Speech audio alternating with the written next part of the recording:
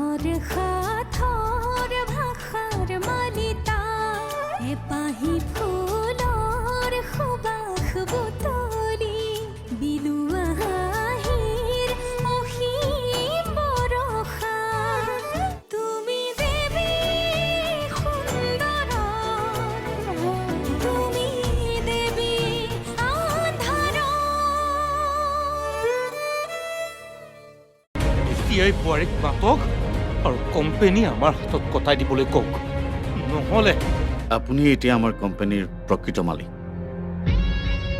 সাগৰ দত্ত ছাৰে সকলোবিলাক আপোনাৰ নামত উইল কৰি দিছে ইমিডিয়েট প্ৰফেচনেল ক্লিয়াৰ এজন মেনেজ কৰা নেক্সট টাইম মই যদি বৰ চকুত চকু পানী দেখো তেনেহ'লে মোতকৈ আৰু বেয়া মানুহ কোনো নহ'ব কি কৰিব আপুনি কি কৰিব আৰে আমাৰ ঘৰৰ কথা ক'বলৈ আপুনি কোন হয় তেওঁ মোৰ মা মই মোৰ মাক কাটো মাৰো বা ঘৰৰ পৰা উলিয়াই দিওঁ এইটো মোৰ কথা আৰু তাৰ কাৰণে যিখিনি শাস্তি পাবলগীয়া আছে সেইখিনি মই পাম আপুনি মোৰ ঘুমৰ কোনো দৰকাৰ নাই বুজিলে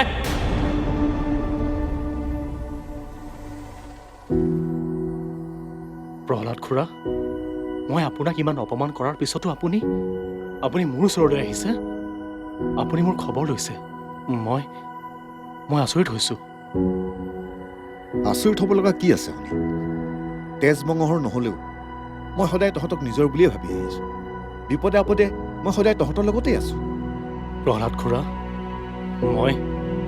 মই বহুত ডাঙৰ ভুল কৰিলোঁ আৰু মই জানো যে মোৰ এই ভুলৰ বাবে মোক কোনেও মাফ নকৰে তথাপিও আপুনি এবাৰ মাক ক'ব বাকো ক'ব যদি পাৰে মোক ক্ষমা কৰি দিয়ক মোক ক্ষমা কৰিব নালাগে লাগিলে মোক ক্ষমা কৰিবই নালাগে কিন্তু মা আৰু বায়ে যদি এইখিনি বুজে যে অনিয়ে কথাবোৰ উপলব্ধি কৰিছে সেইবোৰ বাৰু পাছত হ'ব বুক এৰি দেৱী বা বৌ ক'লৈকো নাযায় আজিও পুৱা গধূলি তোৰ কথা আলোচনা হয় এতিয়া আচল কথালৈ আহ কি হৈছিল তোৰ আব্দুলে কৈছে হয় খুৰা মোৰ ইণ্ডাষ্ট্ৰিটো এক প্ৰকাৰৰ মৰি যোৱাৰ দৰেই হ'ল সকলো আশা আকাংক্ষা পানীত ডুব গ'ল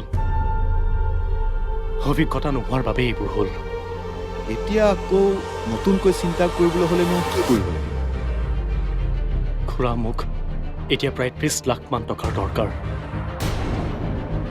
কিন্তু মোক ইমানখিনি টকা কোনেই দিব এৰা বৰ ডাঙৰ সমস্যা এটাই হ'ল সমস্যা নহয় খুৰা আমি মৰি গ'লো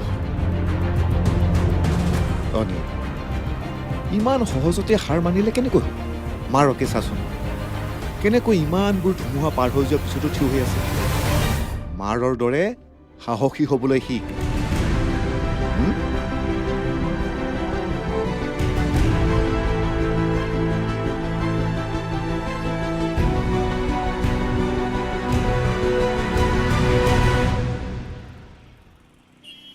বাইদেউ বা ঘৰত আছেনে নাই ফোন এটা কৰি অহা হ'লে ভাল আছিল নেকি থাকিলে থাকিব নাথাকিলে নাই খালি খবৰটো লওঁ নহ'লে যলৈকে গৈছে তলৈকে যাব লাগিব সেইটো অৱশ্যে হয় বাইদেৱে বা কি ভাবে ভাবিবলৈ একো নাই বুবুদা এইখন ঘৰত বাৰ ভায়েকৰ যিমান অধিকাৰ আছে সেইখিনি মোৰো আছে তেনেহ'লে কথা নাই আহা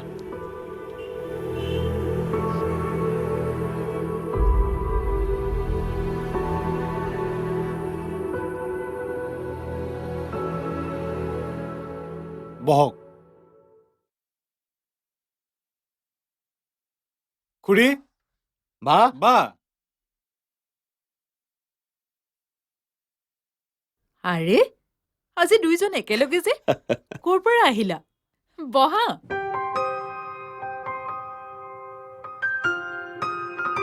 আজি বাৰ মনটো ভাল লাগি থকা যেন লাগিছে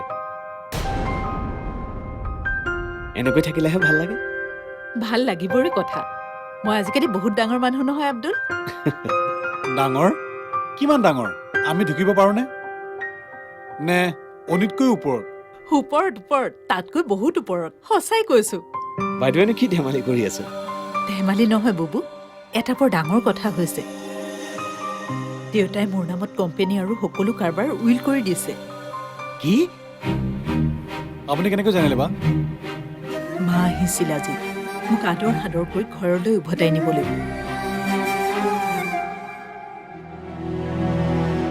তেতিয়া কথাটো ইমান ভবা নাছিলোঁ। মোলৈ হঠাৎ ইমান দৰত ক'ৰ পৰা আহিল?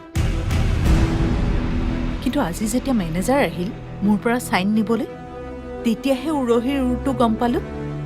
বুবুদা, যদি টকা পইচা বা সম্পত্তিৰ কাৰণে এই ঘটনাটো ঘটিছিল, তেতিয়াহ'লে এতিয়া ওলাই পৰাটো খাটাং। তুমি ঠিকেই কৈছা, ময়ো সেইটোৱেই ভাবিছোঁ। বাইদেউ, আপুনি এইকেইদিন অলপ সাৱধানে থাকিব। মোৰ ছিক্স চেঞ্জে কৈছে আপোনাক কোনোবাই আক্ৰমণ কৰিব পাৰে। ৰাইট, আপুনি সঁচাকৈ অলপ সাৱধানে থাকিব। কিবা মনত সন্দেহ আহিলে আমাক জনাব। মই দেৱী হয় আব্দুল, ভগৱানৰ দৰে দেৱ-দেৱী নহয়। কিন্তু ঠেকা খাই খাই মই শিলৰ দৰে কঠিন দেৱী হৈ পৰিছোঁ। মোক এতিয়া আৰু কোনেও আক্ৰমণ কৰিব নোৱাৰে। এটা শিলৰ মূৰ্তিত আক্ৰমণ কৰি কাৰো একো লাভ নহয়।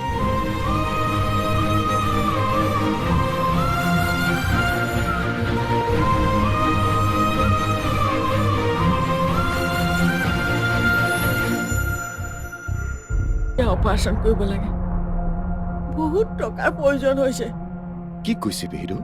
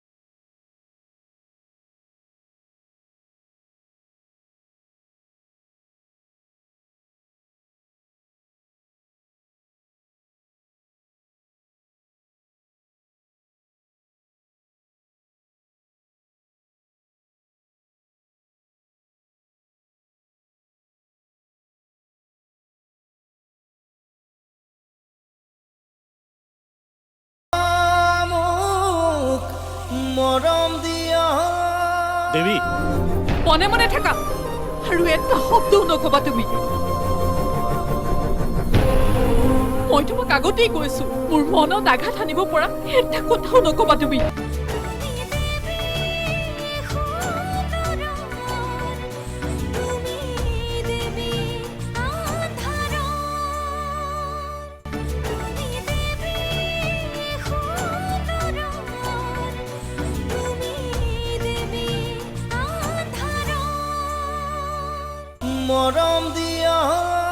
দেৱী, দেৱী, দেৱী, মোৰ কথাটো শুনাচোন। মোৰ আজি কাৰো কথা শুনিবলৈ সময় নাই। নহয় দেৱী, তুমি আজি মোৰ কথাটো শুনিবই লাগিব, নহ'লে যে ৰাতি মই শুব নোৱাৰা হৈছোঁ। এনে কি কথা আছে তোমাৰ যে মোক নোকোৱাকৈ তুমি শান্তিৰে শুবও নোৱাৰা হৈছা? আছে দেৱী, বহুত কথাই পাতিবলগীয়া আছে, যিবোৰ কথা মই তোমাক নকলেও বুজি পাব বুলি ভাবিছিলোঁ। আজি সেই কথাবোৰ মই তোমাক ক'ব বিচাৰিছোঁ। মই জানো এই মুহূৰ্তত তুমি মোৰ কোনো কথাই শুনিব বিচৰা নাই, কিন্তু আজিৰ এই মুহূৰ্তটোতকৈ ভাল সময় হয়তো আৰু নাহিব। আজি কি এনে ভাল সময় আহি পৰিছে যে তুমি মোক সকলোবোৰ কথা হিয়া উজাৰি ক'বলৈ বিচাৰিছা? ঠিক কৈছা তুমি। আজি মই হিয়া উজাৰি কথা ক'ম। মোৰ বুকুৰ ভিতৰত সোমাই থকা কথাবোৰ আজি জীপাল হৈ উঠিছে। সময়ত মোৰ বুকুটো বহুত কথাই জীপাল হৈ আছিল।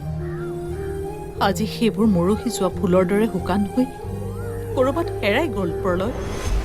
কি কথা ক'ব বিচাৰিছা কোৱা, কিন্তু মনত ৰাখিবা এনেকুৱা কথা নকবা যিয়ে মোৰ অন্তৰত আঘাত দিয়ে। দেৱী,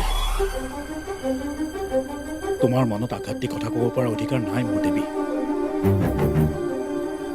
কিন্তু যিটো কথা নকলে মোৰ গোটেই জীৱনটোৱে অশান্তিময় হৈ পৰিব, সেই কথাটো মই ক'বই লাগিব। মই বুজা নাই আৰু অনুভৱো কৰিব পৰা নাই তোমাৰ কথাবোৰ। তুমি অনুভৱ কৰিছা দেৱী, কিন্তু তুমি প্ৰকাশ কৰিব পৰা নাই যিটো মই আজি প্ৰকাশ কৰিবলৈ ওলাইছো। মই তোমাক ভাল পাওঁ দেৱী, মই তোমাক ভাল পাওঁ।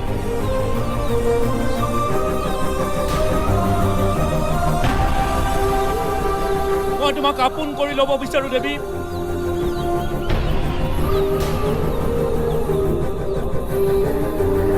আপোন কৰি ল'ব বিচাৰো।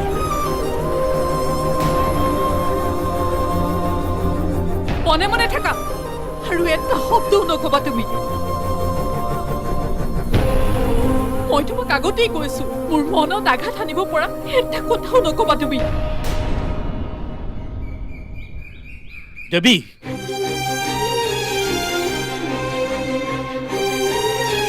প্লিজ দেৱী, মোক এবাৰ বুজিবলৈ চেষ্টা কৰা, এবাৰ মোৰ মনটোক অনুভৱ কৰা।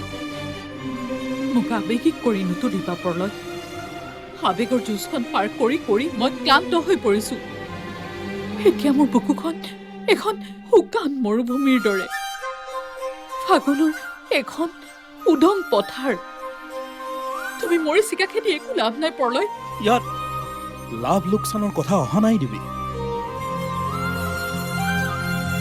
মই তোমাৰ জীৱনটোলৈ এটা সপোন দেখিছোঁ। এই সপোন আজিৰ নহয়, এই সপোন কাহানিবাৰ। মিছা কথা। তুমি সেই কথাষাৰ যদি আগতেই ক'লাহেঁতেন, মোক কুলক্ষণী বুলি কোনেও ক'ব নোৱাৰিলেহেঁতেন। কিন্তু নামটো দেৱী ৰাখিলে দেৱী হৈ নাযায় নহয়। আচলতে তুমি দেৱী নহয়, কুলক্ষণী। তুমি কুলক্ষণী। বিয়াৰ দিনা সেই মানুহবোৰৰ এক্সিডেণ্টত মৃত্যু নহ'লহেঁতেন।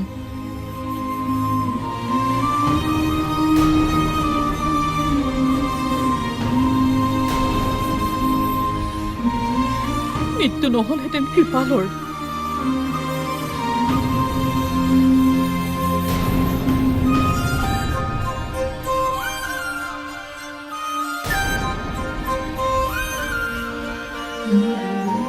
এই সকলোৰে বাবে দায়ী তুমি।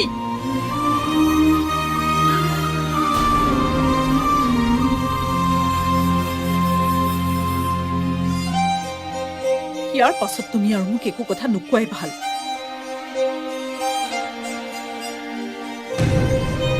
তুমি মোক বহুত কথাই শুনা, মই তোমাক একো বেয়া পোৱা নাই, আৰু এইখিনি কথা শুনাৰ মই যোগ্য।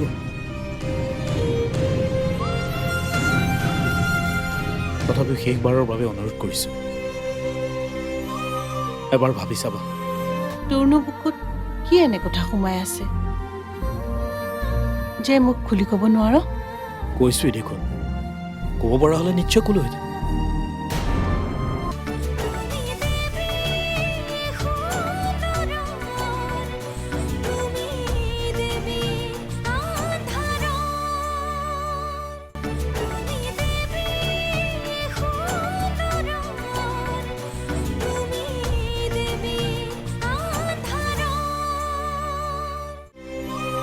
এবাৰ ভাবি চাবা।